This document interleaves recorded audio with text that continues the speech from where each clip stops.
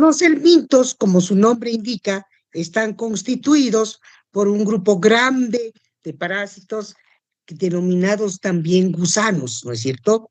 Entonces, estos helmintos no solamente ya no son protozoarios, sino que están constituidos como animales invertebrados de vida libre y que pueden clasificarse a su vez en platelmintos, nemátodos, acantocéfalos, que vendrían a ser en realidad todos los que comprenden este gran grupo, esta gran familia. Vamos a dar un pantallazo primeramente de los platelmintos. ¿Quiénes son los platelmintos y por qué se llaman así? Los platelmintos son hermafroditas, son gusanos que presentan un sistema reproductor muy complejo y bien desarrollado. A su vez, estos platelmintos pueden tener varias clases que cuando los estudiemos uno por uno vamos a ir desglosando. Pero ahora, para nombrarlos, quiero que sepan que pueden ser monogéneos, y esos son parásitos que generalmente están habitando en peces y en anfibios. Otros que pueden denominarse turbelaria, que son de vidas libres, como la planaria. Los tremátodos, que son parásitos como la fasciola hepática y que parasitan al ser humano. Y los céstodos, que contienen a parásitos como la tenia, que también parasitan al ser humano. Monogenia y turbelaria, esas clases no parasitan a los seres humanos, solamente tremátodos y céstodos. Por ello es que vamos a hablar nosotros de los céstodos. Platelmintos viene del nombre plano, ¿no es cierto? Son gusanos planos. Todos los organismos que están comprendidos en esta clase son parásitos. ¿Por qué son aplanados? Porque no tienen cavidad corporal, y la cavidad corporal se llama celoma. O sea, ellos carecen de celoma, no tienen cavidad corporal y tienen aparato digestivo, y tampoco tienen aparato digestivo. Su hábitat definitivo de estos gusanos planos, platelmintos, céstodos, por lo general es el intestino o la vía biliar, y los estados de las larvas se pueden alojar en diferentes tejidos de sus huéspedes intermediarios, por ejemplo, las tenias. Vamos a hablar también de los platelmintos conocidos como céstodos, y que son las formas adultas que ya se presentan como cintas. Miren, todo esto parece una cinta, todo esto que les estoy mostrando con el cursor. Ellos tienen tres partes: una cabeza, que se conoce con el nombre de escólex, un cuello y, por supuesto, un estróbilo, todito, constituido por las proglótides. El escólex, que se conoce al nombre de la cabeza, está en el extremo anterior y presenta órganos que se fijan a las superficies que están parasitando. Y estos órganos pueden ser a manera de ventosas, unas coronas de ganchos que pueden estar en el rostelo o pueden corresponder a surcos musculares, y en algunas literaturas los van a encontrar como bótrias. Ahora, el cuerpo, en realidad, o estróbilo, que se denomina, está conformado por todas estas proglótides. Proglótides que son secciones de reproducción. Las proglótides se pueden diferenciar en proglótides inmaduras, maduras y grávidas dentro de estas, según se vayan alejando del cuello. Las que están cerca al cuello se llaman proglótides inmaduras, y las que van alejándose del cuello se llaman proglótides maduras. Y las proglótides maduras son grávidas. Quiere decir que en cada una de estas proglótides maduras podemos encontrar ovario, un organelo a manera de testículo, otro un poro genital a manera de vagina, un conducto espermático, un útero y una proglótide. Esa es la característica de estos gusanos planos conocidos como céstodos. También tenemos dentro de estos grandes helmintos a los nemátodos. ¿Quiénes serán los nemátodos? Los nemátodos ya no son gusanos planos, son gusanos redondos, redondos. Por lo general los nemátodos son incoloros, son transparentes y presentan la forma fusiforme o alargado. Los nemátodos son gusanos redondos que tienen un cuerpo alargado, cilíndrico y no segmentado. Tiene simetría bilateral, quiere decir que un lado es igual al otro. Con frecuencia, el macho tiene un extremo curvado posterior a manera de helicoide o helicoidal. Y en este extremo que es curvado, presenta espículas copulatorias. Y en algunas especies, también una bolsa caudal que se denomina bursa. ¿Quiénes son nemátodos? ¿Quiénes los más importantes que pertenecen a los nemátodos? Son los anquilostomas, como el anquilostoma duodenalis, el anquilostoma stercolaris, los ascaris, como el ascaris lumbricoides, los estrongiloides y las triquinas, como Trichinella spiralis. Todos esos son gusanos redondos. Quiero decir que son nemátodos. Bien, ahora bien, los nemátodos durante su ciclo vital se puede encontrar, tienen dos tipos de vida. Un ciclo directo, donde sus formas preparasitarias se encuentran libres en el medio ambiente y su desarrollo es dentro del huevo o al salir del huevo. Y el ciclo indirecto es cuando las larvas infectivas se pueden desarrollar hasta la etapa infectiva en el interior del huésped intermediario, con la intermediación de otros huéspedes que a veces no son los mismos. Nosotros vamos a comenzar nuestro estudio con el primer gusano, que vamos a verlo en esta clase. La siguiente clase, con ambos grupos ya, cada grupo en su respectivo sitio, sin tener que acudir ni al Teams ni al Meet, vamos a poder hablar de los siguientes gusanos. Hoy vamos a hablar de ascariasis o ascaridiosis, que es así como se conoce la infección producida por los ascaris, por los gusanos redondos más comunes que parasitan al ser humano.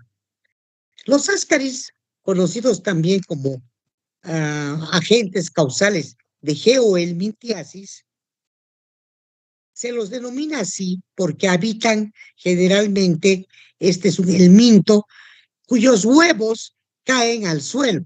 Se habrán fijado que aquí ya no estoy hablando de trofozoitos, ni estoy hablando de quistes. Estamos ya en gusanos. Y los gusanos son como redondos, tienen en realidad huevos y larvas. Entonces, ¿qué es la ascaridiasis? Es la infección por el Ascaris lumbricoides.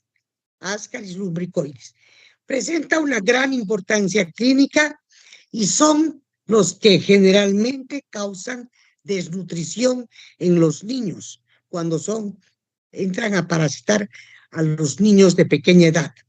Los cuadros clínicos van a variar desde asintomáticos hasta intestinales o a veces con complicaciones inclusive extraintestinales.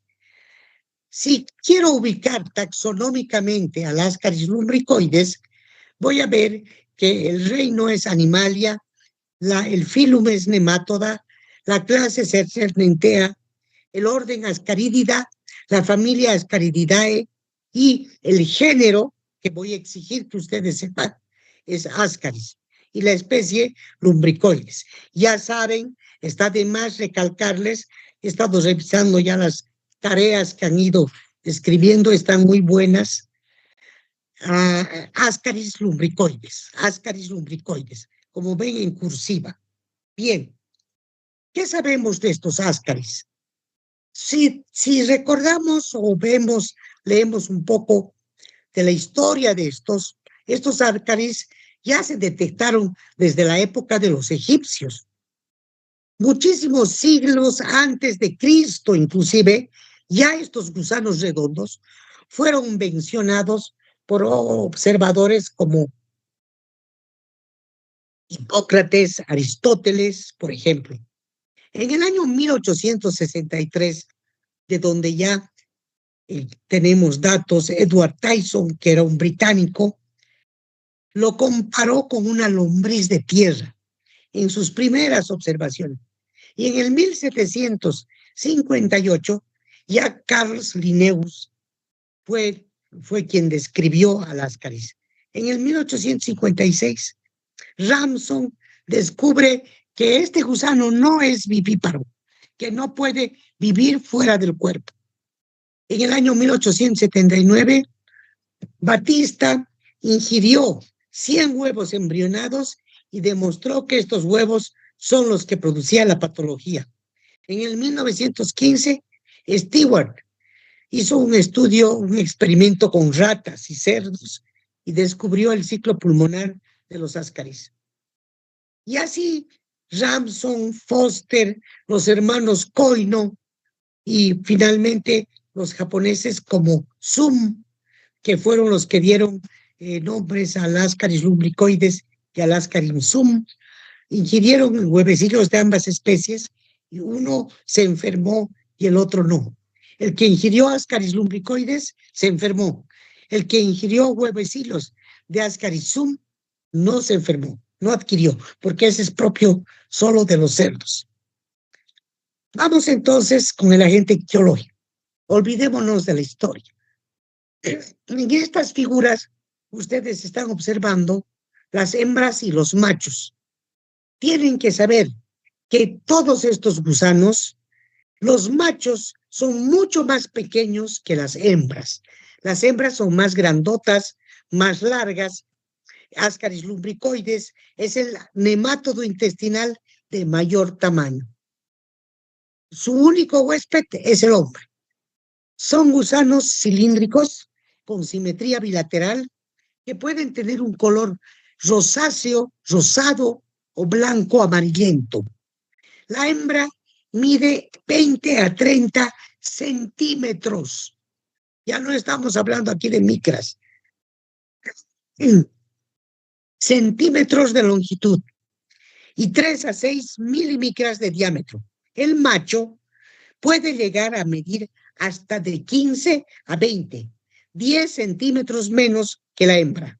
Son más pequeños y 2 a 4 milímetros de diámetro.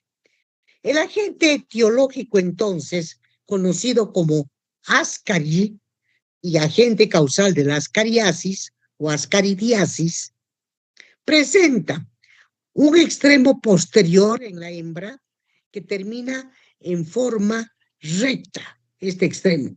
Termina en forma recta.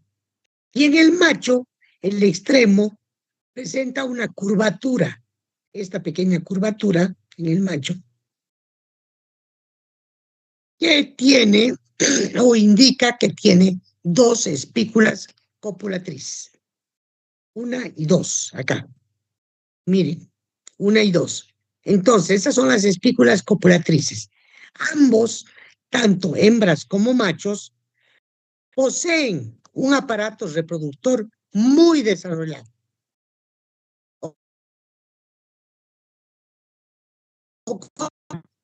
Su aparato reproductor a lo largo del cuerpo. Acá tiene. Bien, la hembra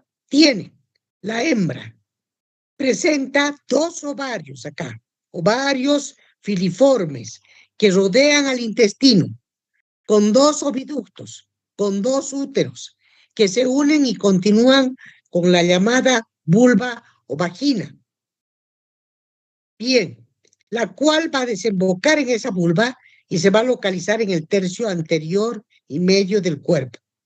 Los genitales del macho van a estar compuestos por testículos y un conducto deferente que desemboca en la bolsa seminal o vesícula seminal, de donde van a ser el conducto eyaculador, que termina en una denominada cloaca.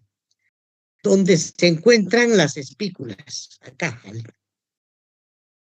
en la extremidad posterior del gusano.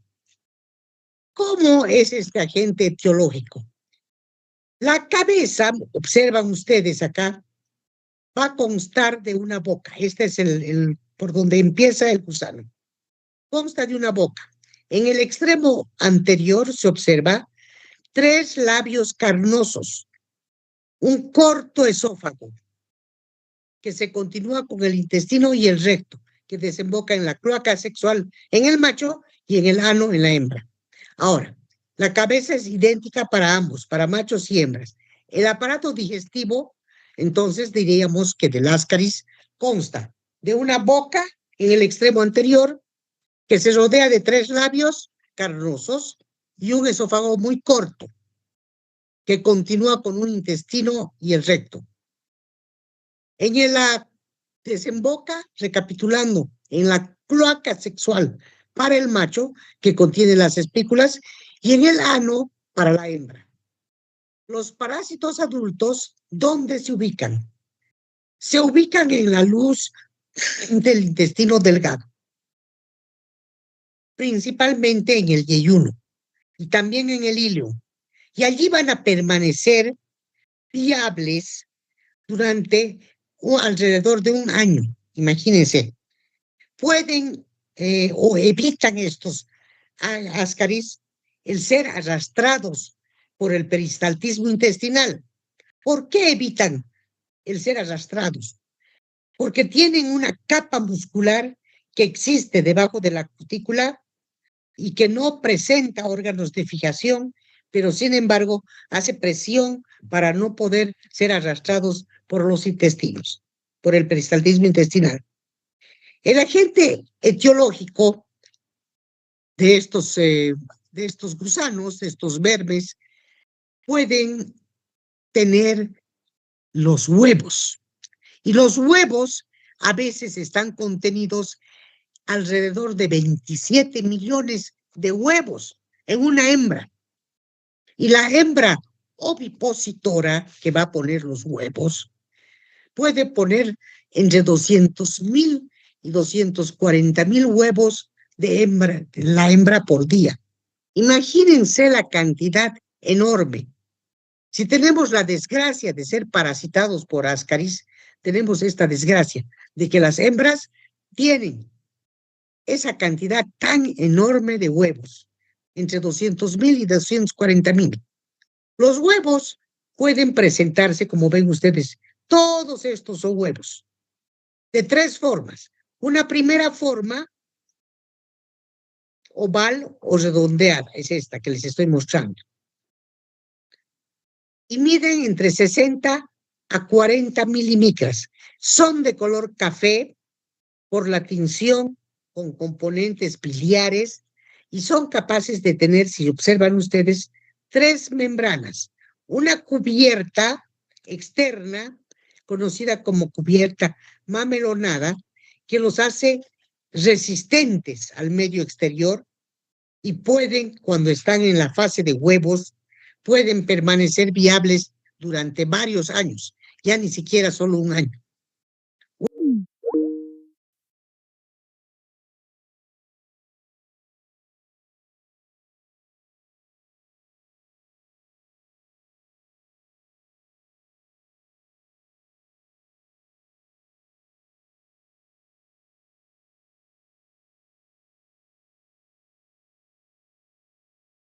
Fértiles, estos que están acá. Estos son los huevos infértiles. Los huevos infértiles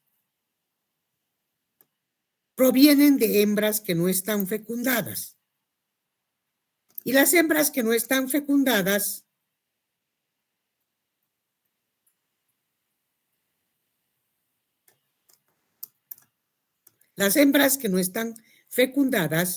en realidad pueden tener una sola membrana. Por eso es que son más alargados y pueden medir entre 80 y 95 milímetros. Ahora también, a veces cuando hacemos análisis en el laboratorio y los observamos en el microscopio, podemos encontrar estos últimos que les estoy mostrando acá, que se conocen como huevos decorticados. ¿Por qué? Porque han perdido su corteza mamelonada. Y entonces se observan como huevos decorticados. El agente etiológico de estos, entonces, ya saben que pueden pertenecer por lo menos de 3 a 4 semanas, tanto en suelos cálidos como en suelos húmedos. Pueden resistir la mayor parte de los desinfectantes químicos y son viables en el agua durante meses o años. También pueden sobrevivir, son tan resistentes que pueden sobrevivir a temperaturas bajas, inclusive temperaturas bajo cero. Se pueden destruir si la temperatura supera a los 40 grados centígrados y se destruyen por exposición a la luz solar directa también. El ciclo biológico del Ascaris lumbricoides, ya saben, como para los otros parásitos, ingresa por la boca. ¿Quiénes ingresan? Ingestión de alimentos que están contaminados con huevos infecciosos. Y esos huevos infecciosos van a entrar con los alimentos a través de la boca, van a atravesar el esófago, van a dirigirse, van a eclosionar en la parte superior del intestino delgado. Las larvas, que pueden medir entre 250 por 15 micrómetros, pueden llegar a penetrar estas larvas las paredes intestinales y pueden de allí dirigirse a las venas. Ese es el peligro, a las venas o a los ganglios linfáticos. Y pueden llegar hasta el hígado, pueden ascender hasta el corazón, pueden llegar hasta los pulmones durante 1 a 7 días, donde estas larvas van a crecer hasta 1.5 centímetros. Quiero decir que están aumentando de tamaño. Pueden, en los pulmones, pueden llegar a migrar por los bronquios. Inclusive, pueden ascender por la tráquea hasta la glotis y bajar por el esófago hasta el intestino delgado, donde vuelven a madurar en 2 a 3 meses. No sé si han observado, ¿sí?